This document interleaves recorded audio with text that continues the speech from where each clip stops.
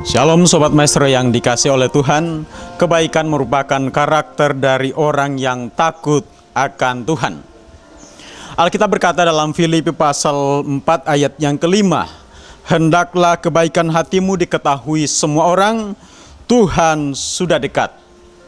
Kalau saudara jeli memperhatikan ayat-ayat ini, maka saudara akan menemukan bahwa kebaikan hati dikaitkan langsung dengan kedatangan Tuhan. Nah, ini membuktikan kepada setiap kita bahwa kebaikan hati perlu dimiliki oleh setiap kita yang mengaku percaya Tuhan dan yang siap menyongsong akan kedatangannya Dia sebagai Raja di atas segala raja yang akan segera datang mengangkat akan setiap kita. Saudara sekalian, ini perlu kita perhatikan baik-baik. Karena kalau kita sampai menunda, Alkitab berkata kedatangannya Dia sudah dekat. Saudara, Sobat Maestro yang dikasih oleh Tuhan, di dalam Lukas pasal 17, di sana ada sebuah kisah di mana ada seorang yang kaya, tetapi dia tidak sanggup untuk mengekspresikan apa yang namanya kebaikan dalam hidupnya. Kemudian di sampingnya ada orang miskin juga, yang ternyata tidak mampu mencukupi kebutuhannya secara fisik. Namun apa yang terjadi, saudara? Di sana dalam kisah itu kita temukan bahwa baik orang kaya maupun orang miskin, keduanya dipanggil oleh Tuhan. Rupanya kekayaan yang dimiliki oleh orang kaya ini tidak menjamin bahwa dia akan tetap umur panjang, saudara. Nah, itu sebabnya melihat kenyataan ini, ternyata setiap dari kita ini diberikan waktu yang sama, yaitu di mana kita diberi kesempatan untuk hidup di muka bumi ini.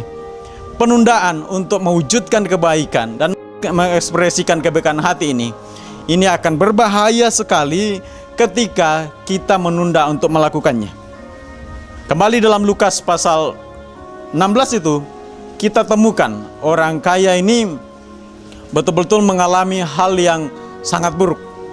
Karena apa yang dia lakukan di bumi ini ternyata berdampak langsung dengan keadaannya di masa datang, yaitu di akhir zaman, saudara. Nah, dalam kisah itu ternyata kita temukan bahwa orang yang gagal mewujudkan akan kebaikan hatinya, pada akhirnya berada pada jalur yang menurut saya sebuah jalur yang mengerikan.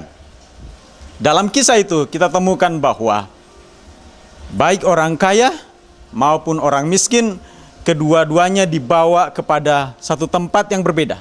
Saya gambarkan seperti sebuah perjalanan penerbangan, saudara.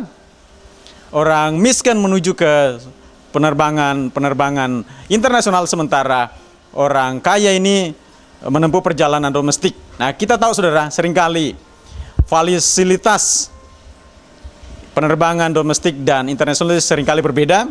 Dan saya temukan bahwa orang kaya yang gagal mewujudkan kasihnya itu dibawa kepada suatu tempat tunggu yang bernama alam maut. Tempatnya pengap, tempatnya mengerikan, tempatnya panas. Dan itu belum neraka, saudara. Tempat itu disebut alam maut. Dan di sana dia menderita. Saudara bisa bayangkan, orang yang gagal mewujudkan akan kebaikan hatinya saja, sudah tempat tunggunya saja, itu belum neraka, itu sudah mengerikan. Nah, apa yang terjadi, saudara? Dalam kisah itu kita temukan juga bahwa saking menderitanya, orang kaya ini meminta untuk kemudian orang miskin ini datang menyejukkan hati lidahnya dengan membawakan dia air. Dan saya melihat di sini saking beratnya penderitaannya, dia tidak peduli seberapa kotor tangan orang miskin itu, dia siap bahkan untuk menjilat tangan dan jari dari orang miskin yang dulu dia tidak perhatikan.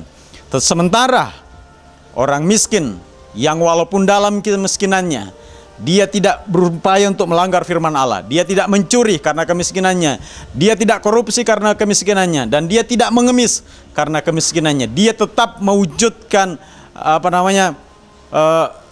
keteguhannya terhadap firman Allah. Dan apa yang terjadi? Alkitab menjamin bahwa dia dibawa ke pangkuan Abraham, suatu tempat yang sangat nyaman, yang saya gambarkan sebagai tempat yang VIP, saudara.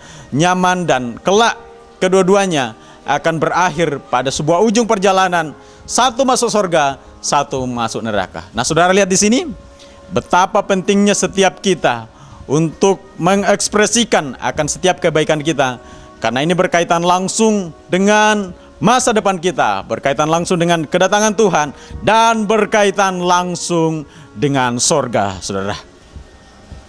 Sobat Maestro yang dikasihi Tuhan, ini yang dapat saya bagikan, dan saya berdoa biarlah kita tidak terlambat untuk menyatakan akan kebaikan kita.